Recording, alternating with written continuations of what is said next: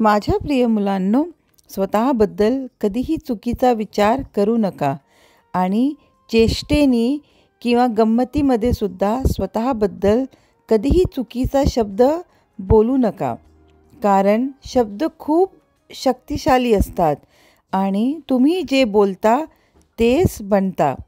त्यामुळे आपल्या आयुष्यात आतापर्यंत जे काही घडलं आहे ते जाऊ द्या आणि फक्त स्वतःबद्दल सकारात्मक आणि चांगलाच विचार करा.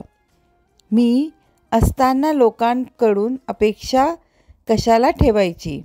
तुम्हाला जे पाहिजे आहे ते द्यायला मी तयार आहे. लोकांकडून अपेक्षा कशाला ठेवता? ज्या दिवशी तुम्हाला समजेल की मीच अंतिम कर्ता आहे, तेव्हा तुम्हाला सर्व काही समजण्यास सुरुवात होईल. म्हणून आनंदी राहा आणि खूप हसत राहा. माझे आशीर्वाद सदैव तुमच्या पाठीशी आहेत.